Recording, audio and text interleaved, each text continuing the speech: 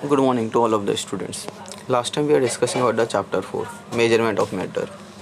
In that we discussed law of chemical reaction, combinations, law of conservation of matter, law of constant proportion.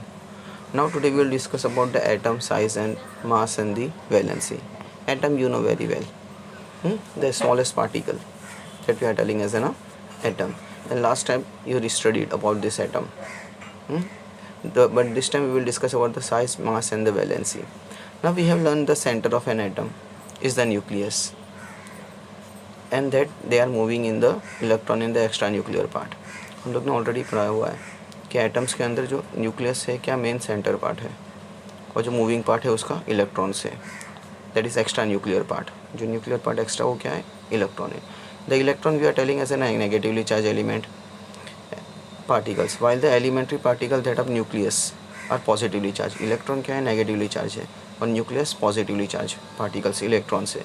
And electrically neutral we are telling as an neutron. Neutral they are telling as an neither positive charge और nor negative charge. Means remember, electron are the negatively charge, proton are the nucleus are the positively charged they are telling, and the electrically nucleus they are telling, sorry, not electron, the proton are positively charged. They given a by mistakenly the print are there. Because already they mentioned nucleus are the that mentioned. Just see, the center of an atom is the nucleus, so there is a printing mistake. There is not nucleus. In the nucleus are not positively charged, proton are the positively charged. Just make a correction there. So proton are positively charged they are telling, already mentioned. Just see, there are little bit up and down are there. Positively charged they are mentioning a proton, and electrically neutral neutron. तो electrically neutral मतलब neither positive charge not negative charge. तो neutron क्या है, positive charge भी है, negative charge भी नहीं है. और इलेक्ट्रॉन क्या है, नेगेटिव चार्ज है, और प्रोटॉन पॉजिटिव चार्ज है. तो if you will image what ever, अगर माइक्रोस्कोपिक इमेज देखेंगे ना, तो you will just see the figure 4.2. 4.2 they are giving a figure of the atoms. So the size of an atom is determined by its radius. According to the radius you will come to know how much the atom is bigger or smaller. And the atomic radius they are telling is an atom, isolated atom is the distance between the nucleus of an atom. Now atomic radius they are telling as a distance. जो atomic radius होता है वो distance होता है किसका, nucleus और outer most orbit का distance between. जो न्यूक्लियस है और जो आउटर मोस्ट ऑर्बिट है ना, और न्यूक्लियस कहाँ पे होता है, सेंटर ऑफ द एटम होता है. तो सेंटर ऑफ द एटम से और आउटर मोस्ट ऑर्बिट से जो इसका क्या determine, we are determine the radius. Now atomic radius is express as an nanometre. Nanometre we are telling as an smallest one. तो just see example, hydrogen atom that is they are telling as an 10⁻⁻10. Water molecule 10⁻⁻10. Then haemoglobin molecule, haemoglobin you know very well, that is in our blood, that is 10⁻8. Now 1⁻10⁹ we are telling as an 1⁻10⁹, that is meter we are telling as a nanometer. So 1 nanometer means 10⁹, 1 meter means 10⁹ nanometer. Remember this thing. तो अगर field बोलते हैं ना electronic इसको microscope से देखेंगे ना, तो देखो एटम की साइज ऐसे दिखेगी in the 4.2 figure they are telling, that is the iridium image. उसने इरिडियम का बताया है. So every spot in this image is an atom. Whatever in the iridium, this is the iridium is the element. So in the iridium if you will see carefully, whatever the spot you are looking, जितने भी तुम लोग इधर spot देख रहे हैं ना, तो वो सब atom ही है इसमें. Now atoms we are telling as a very tiny, very tiny, एकदम छोटे होते हैं. Now modern instrument like we are telling as an electron microscope हो गया, ion microscope हो गया, और scanning tunneling microscope. Scanning tunneling microscope means by the scanning directly we are coming to know what is the size of the atom, what kind of the atoms are there, having the capacity to show enlarged images of the atom. With this instrument we are coming to know what is the size of the atom are there, atom कितने छोटे होते हैं. तो अपने को पता भी चल जाएगा whatever the smallest atom will be there ना, from this microscope you can easily can see it. तुम लोग ईजिली देख पाओगे ये सब माइक्रोस्कोप से. मॉडर्न इंस्ट्रूमेंट्स मतलब इलेक्ट्रॉनिक माइक्रोस्कोप हो गया, आयन माइक्रोस्कोप हो गया, स्कैनिंग टनलिंग माइक्रोस्कोप. स्कैनिंग तो पता है जो स्कैनिंग मशीन कैसी होती है, वैसा स्कैनिंग टनलिंग माइक्रोस्कोप भी होता है. तो this kind of the machine has the capacity, बोलते ना ये सब मशीन्स होती है एक तरह की, ये सब माइक्रोस्कोप है, that is capacity to enlarge the images, बोलते ना इमेजेस, बोलते ना एटम कितना भी छोटा क्यों ना हो, whatever the atom is very very small, either can whatever it will be there, but in this microscope you can easily see it. Now the atomic size depend on the number of the electron orbit in the atoms. Now atomic size means what kind of the atoms are there, bigger or smaller. तो by the number of electron you have seen above. Electron क्या होता है, negatively charged particles. तो means from the number of the negative electrons we are easily coming to know what kind of the atomic size are there. The greater number of orbit, the larger the size. Means the more number of the electron, the more number we can, the size is also the larger. As example, the potassium is bigger than sodium, they are telling. It means that in the potassium the number of electron is more compared to the sodium. If two atoms have the same, the outermost orbit, the same having the larger number of electrons, means they are telling if two atoms, means if two atoms will be the same, अगर पूरा दो atom same होगा तो उसकी outermost orbit क्या बता रहा है, सेम बता रही है. That means the larger number of electron in the outermost orbit, means it means in the outermost orbit, जो बाहर की ऑर्बिट में क्या होगा, सबसे ज़्यादा नंबर ऑफ इलेक्ट्रॉन है. In the outermost orbit is the smaller than one fewer electrons, बोलता है ना, इसमें बोल रहा है larger number of electrons. तो जितने ज़्यादा larger number of electron है तो उसकी outermost orbit में क्या बता रहा है, smaller than one of the fewer electrons. तो सिंपल एन एग्जाम्पल उसने पोटेशियम और सोडियम का दिया, and they are telling two atom have the same outermost orbit, बोलते हैं ना, भले ही बोलते हैं if the atoms has the same number of electron, मान के चलो कि दोनों एटम्स के सेम नंबर ऑफ इलेक्ट्रॉन है, but larger number of electrons, जो बोलते हैं ना आउटर मोस्ट ऑर्बिट में जिसके लार्जर नंबर ऑफ इलेक्ट्रॉन रहेंगे वही बिगर रहेगा compare to the few electrons. That means they are telling भले ही क्यों ना साइज क्यों ना बिगर हो, बट आउटर मोस्ट ऑर्बिट में क्या होते हैं, कुछ इलेक्ट्रॉन्स क्या हो गए, इलेक्ट्रॉन बोलते हैं ना नेगेटिवली चार्ज एटम, बोलते हैं ना नेगेटिवली इलेक्ट्रॉन थोड़े नेगेटिवली चार्ज पार्टिकल्स क्या होते हैं, थोड़े कम होते हैं, साइज भले ही क्यों ना हो, और पॉजिटिवली थोड़ी अंदर बिगर होती है. In the outermost orbit, for example, magnesium is smaller than an atom of the sodium. Magnesium किससे स्मॉलर है, सोडियम से, और सोडियम किससे स्मॉलर है, पोटेशियम से. दैट मीन्स देखा जाए तो पहले सबसे बड़ा क्या है, पोटेशियम है, फिर सोडियम आता है, फिर मैग्नीशियम आता है. मीन्स सबसे ज़्यादा आउटर मोस्ट ऑर्बिट में कौन सा इलेक्ट्रॉन आएंगे, सोडियम के, पोटेशियम के आएंगे, फिर सोडियम के आएंगे, फिर मैग्नीशियम से आएंगे. Like this way you are coming to know, that means potassium is the bigger one, bigger we can say the potassium has the larger number of the electrons. Now the mass of an atom, how you can measure the mass of an atom. तो the mass of an atom is concentrated in the nucleus, जो main nucleus होता है ना, centre of the nucleus में सबसे ज़्यादा मास उधर ही होता है. And due to is proton and neutron, हाँ proton means P and neutron means new. तो number of proton plus neutron is the in the atomic nucleus we are telling as an atomic mass number. Atomic mass number क्या बोलेंगे, proton plus neutron जो nucleus में रहता है, atomic nucleus बोलते हैं ना हम लोग. जैसे कि न्यूक्लियस का बताया, the mass of an atom is concentrated, जो न्यूक्लियस होता है मेन बोलते हैं ना, जितना भी मास है पूरा न्यूक्लियस पे कॉन्सेंट्रेटेड रहता है. मतलब जो एटम है तो एटम न्यूक्लियस सेंटर है, तो सेंटर पे ही पूरा मास रहता है. But in this centre they are telling proton and neutron is the main atomic mass number, बोलते हैं ना, इसका मेन मास बोलते हैं ना, एटम्स का मास ऑफ एन एटम कहाँ कॉन्सेंट्रेट रहता है, प्रोटॉन प्लस न्यूट्रॉन करेंगे तो अपने को न्यूक्लियस मिलता है.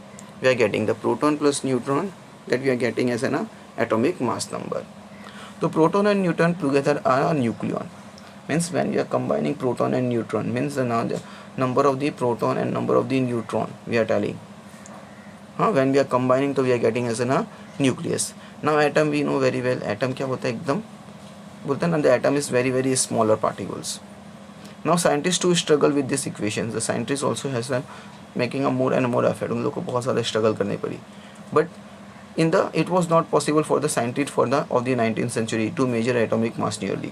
Means in the 19th century, in the 19th century the scientists cannot tell the actual the mass of the atoms. Therefore the concept, what kind of the concept, relative mass of an atom concept has been there. तो in this relative mass of the atom they are telling the lightest atom, जो सबसे lightest atom कौन सा होता है, hydrogen होता है. The hydrogen has the lightest atom, that is the mass 1. One proton and in its nucleus was considered as a 1.